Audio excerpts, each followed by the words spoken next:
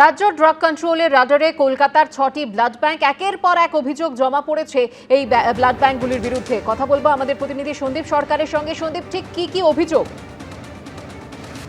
দেখো, 6টি ব্লাড ব্যাংকের প্রত্যেকটি ব্লাড ব্যাংকে কি ধরনের বেনিয়ম হয়েছে তার একেবারে বিস্তারিত খতিয়ান পেশ করা হয়েছে এসবিটিসির তরফে ড্রাগ কন্ট্রোলকে দেওয়া চিঠিতে। সেখানে যে অভিযোগগুলি সামনে এসেছে তা হলো এক এক ব্লাড ব্যাংক এক এক রকমের বেনিয়ম করেছেন।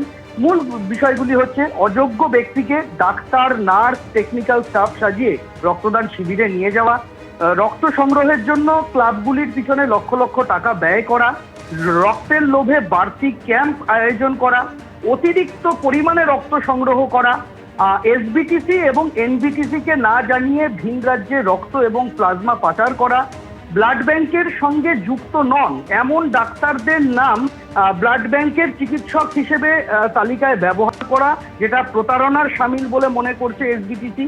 স্বাস্থ্য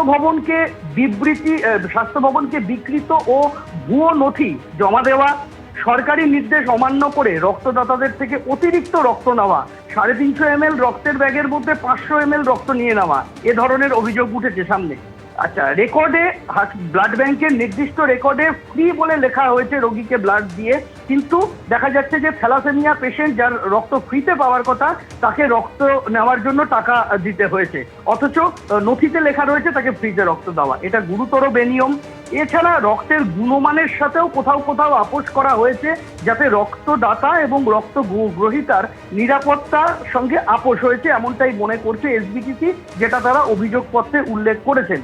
এর আগে হেলথ পয়েন্ট ব্লাড ব্যাংকের লাইসেন্স বাতিল করেছিল রাজ্য ড্রাগ কন্ট্রোল, আর এবার ড্রাগ কন্ট্রোলের তদন্তের রাডারে কলকাতার আরো 6টি ব্লাড ব্যাংক চলে এলো।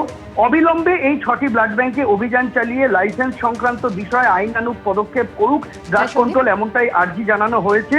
এখন দেখার বিষয় এটাই যে রাজ্য ড্রাগ কন্ট্রোল এই ব্লাড ব্যাংকগুলিতে অভিযান চালিয়ে কি সিদ্ধান্ত নেয়। ধন্যবাদ সন্দীপ।